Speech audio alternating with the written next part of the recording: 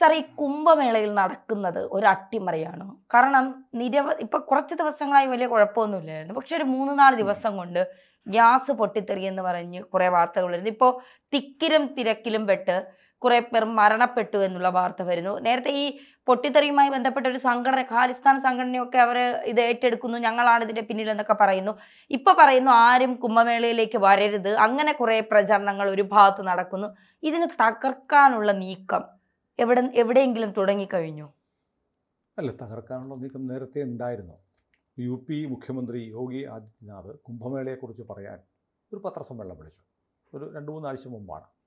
അപ്പോൾ ഒരു മാധ്യമ പ്രവർത്തകൻ ചോദിച്ചു, ഈ കുംഭമേളയ്ക്കെതിരെ പാകിസ്ഥാൻ, ഇന്ത്യയിലുള്ള തീവ്രവാദി സംഘടനകളൊക്കെ ചില നീക്കങ്ങൾ നടത്തുന്നുണ്ടെന്ന് കേൾക്കുന്നു, ശരിയാണോ എന്ന് ചോദിച്ചു.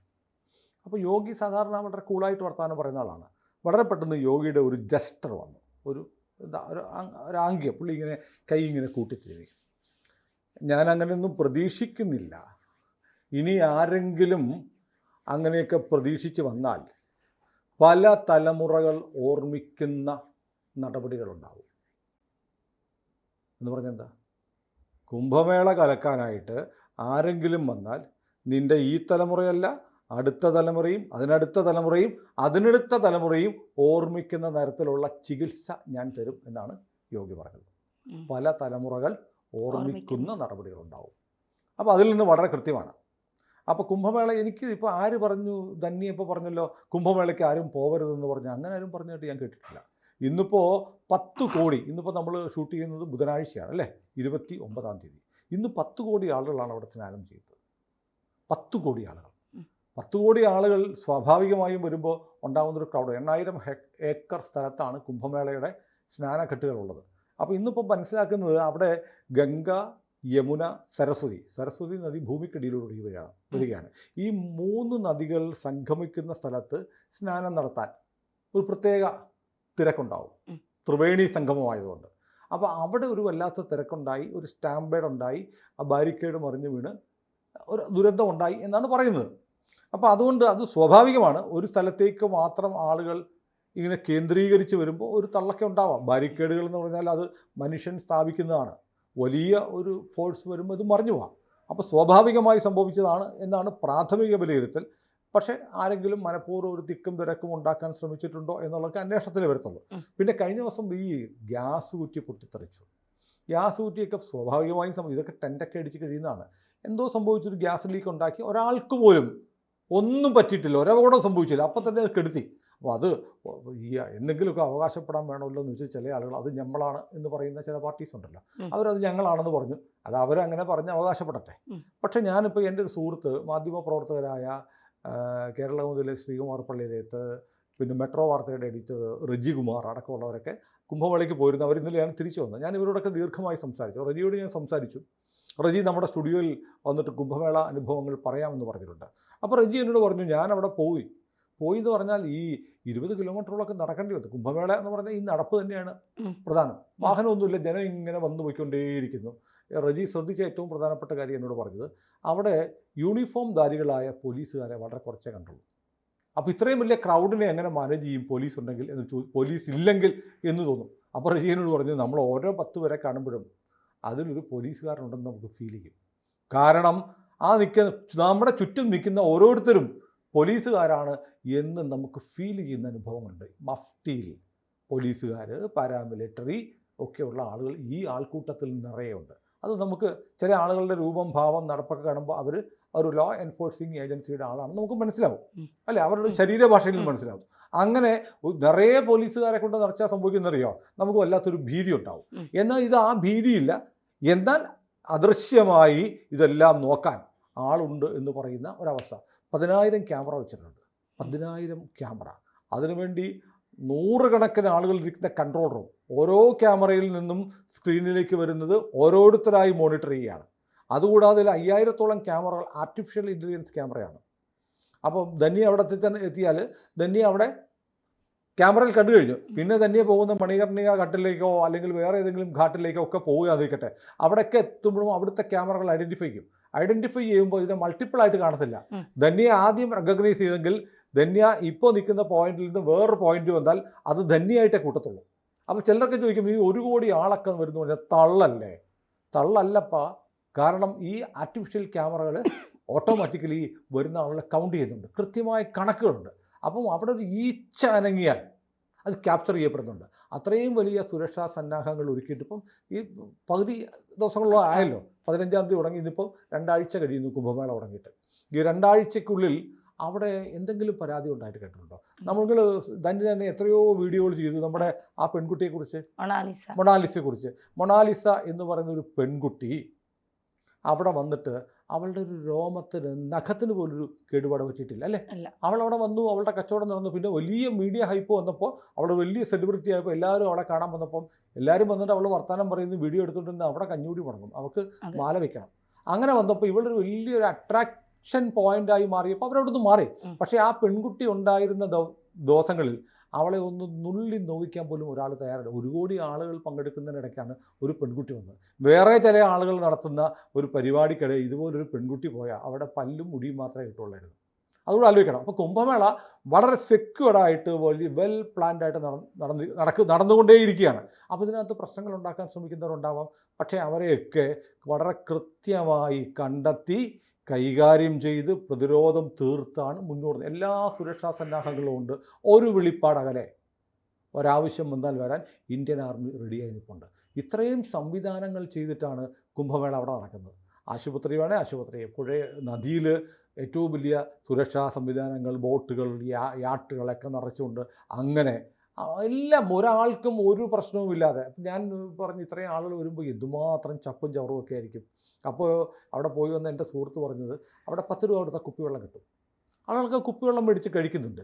അത് ഇടാനായിട്ടുള്ള ഈ വേസ്റ്റ് ഇടാനുള്ള സ്ഥലമുണ്ട്, അവിടെ കൊണ്ടിടുന്നുണ്ട്. ഇനി ആരെങ്കിലും വഴിയിലിട്ടാൽ നിമിഷ നേരത്തിനകം ആ കുപ്പി കാണാതാവും. ഇനി ശരാശരി 1 കോടി ആളുകൾ ഭക്ഷണം കഴിക്കുന്നുണ്ട്. ഭക്ഷണം അവിടെ സൗജന്യമാണ്.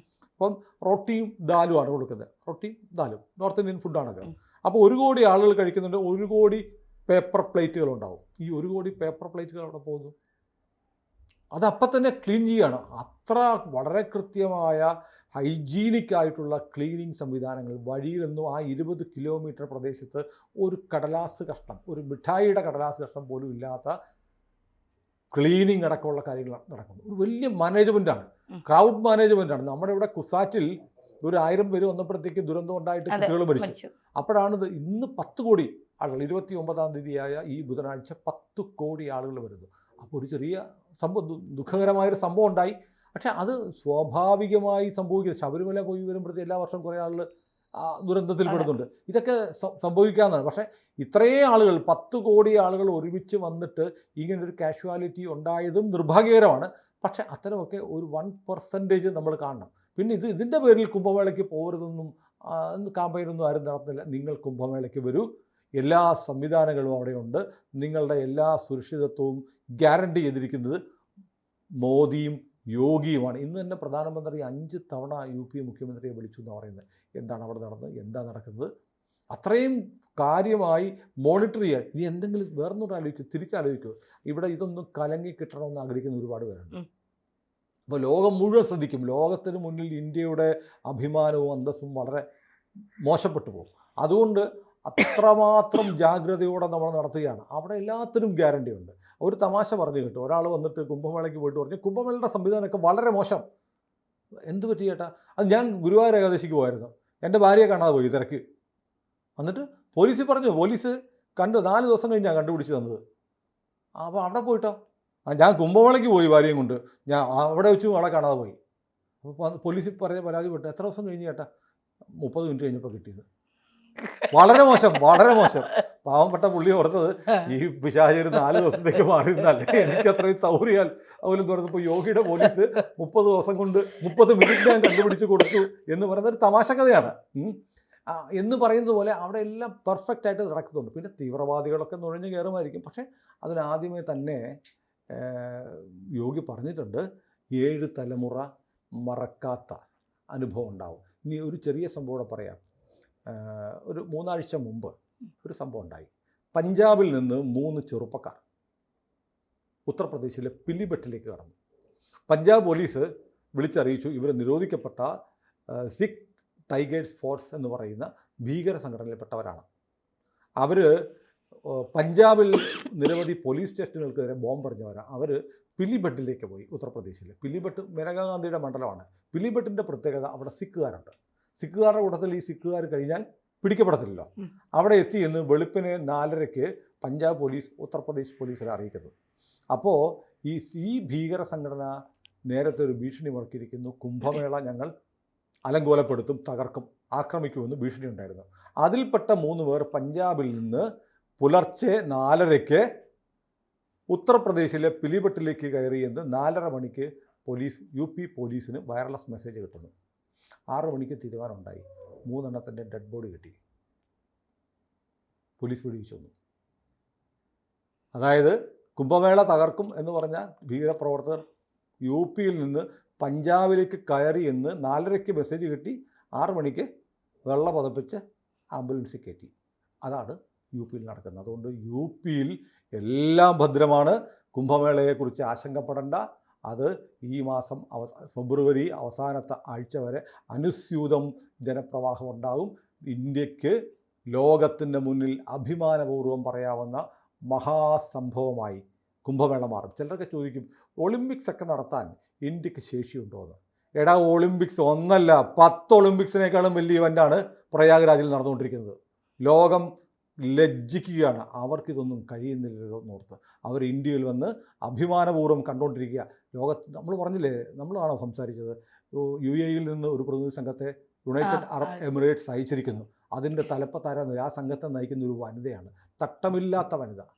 ഇപ്പോൾ നമ്മുടെ ശബരിമലയിൽ പോകുമ്പോൾ പുല്ലുമെട്ടിലും അവിടെ ഇവിടെയൊക്കെ ദുരന്തം ഉണ്ടാകുന്നുണ്ട്. കേരളത്തിലെ ഏറ്റവും വലിയ ക്രൗഡ് ശബരിമലയാണല്ലോ.